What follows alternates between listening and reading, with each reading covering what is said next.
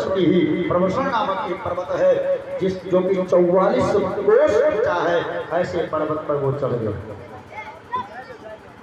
नित्य मेघ बरसात करते थे, इसलिए उसका नाम प्रवर्षण पर्वत। 44 कोस ऊंचाई पर चढ़ गए।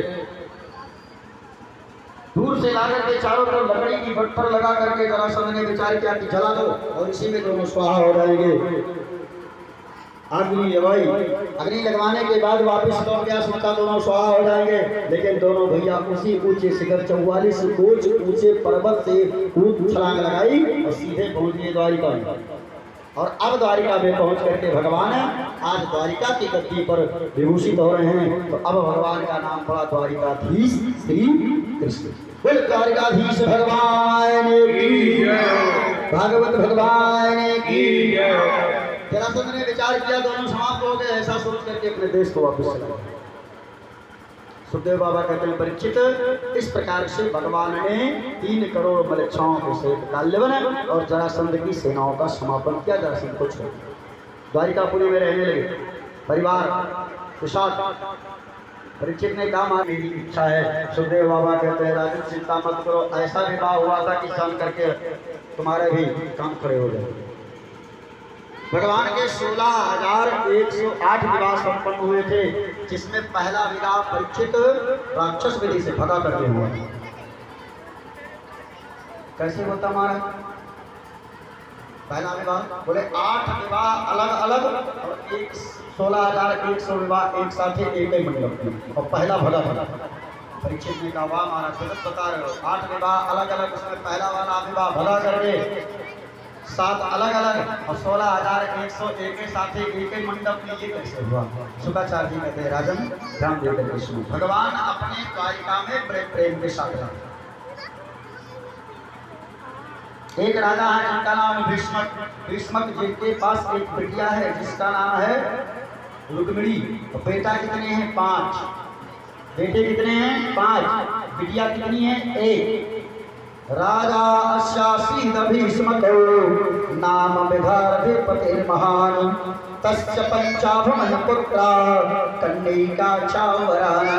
5 बेटा 1 बेटी। 5 बेटों के नाम क्या है महाराज? बोले रुकमग्रजो रुकमरथो रुकमबाहुरन्तरः रुकमकेशो रुकममाले रुकमलेशां स्वसाशती। पहले बेटे का नाम रुक्मी और 4 पुत्र जो हैं रुकमरथ, रुकमकेश, रुकमबाहु और रुकममाली, ये 5 बेटा। बिटिया रुक्मिणी, जिसका विवाह भगवान श्याम सुंदर कृष्ण। कैसे हुआ हमारा? बोले रुक्मिणी के कानों में भगवान के बल पर सुंदरता का बखान बड़ा अद्भुत कानों में पड़ रहा था।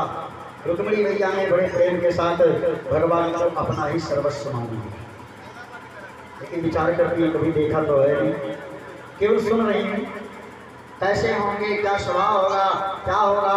लेकिन जब मन से मैंने भगवान को अपना सर्वस्व मान लिया है, जीवन धन मान लिया है, पति मान लिया है, तो हिंदू धर्म के हिंदू के लड़कियों की एक प्रतिज्ञा होनी चाहिए, ये उनका एक स्वभाव होना चाहिए कि जीवन में जिसके एक बार माता पिता संबंध बना दे उसी को अपना सर्वस्व धन मानना चाहिए। दिखाया जा रहा है, अटल है, आप भी अटल रहना। और कोई जरूरी नहीं कि पत्नी पति पता हो, पतियों का पति व्रत हो चाहिए। बेचारी तेरे नाम के लिए माला घरे चलावे और तू वहाँ बम्बई में पता व्रत बना घूमो, क्या भाई? पत्नी एक पतिव्रता है, आपके अलावा पराया पुरुष का दर्शन नहीं करती है, तो आपकी भी जिम्मेदारी बनती है कि आप भी पत्नी के साथ धोखा मत करो। तो भाई बोलो जय श्री कृष्ण। जय श्री कृष्ण बाबा करिया दादा बोलो भक्तवत्सल भगवान की जय हो। भागवत कार करते राजन इस प्रकार से रुक्मिणी मैया ने भगवान को अपना सर्वस्व मान लिया। लेकिन अब मिलेंगे कैसे, इस पर विचार होना चाहिए। कैसे मिलेंगे भाई? ये ब्राह्मण जो है ना, ये हर जगह कामयाब है। इतने सीधा सीधा एटीएम नटवर लाल माल दे जो चाहो उसको। रुक्मणी मैया ने पंडित जी को बुलाया और एक पत्र लिखा और पत्र लिख करके दिया इसको। पंडित जी को कहा इसे महाराज आप द्वारिका ले करके जाइए और द्वारिका में ले जाकर के इस पत्र को भगवान श्याम सुंदर को सौंपो। पंडित जी रथ पर सवार हुए, पत्र लेकर के द्वारिका में पहुंचे। द्वारपालों ने देखा पंडित जी आए हैं, पंडित जी का बड़ा बढ़िया सुंदर स्वागत सत्कार किया। भीतर लेकर के भगवान ने अपने सिंहासन पर बिठाया, चरणों को धुला, बढ़िया बढ़िया भोजन पकवान खिलाए पिलाए। उसके बाद विश्राम करने के लिए जब ब्राह्मण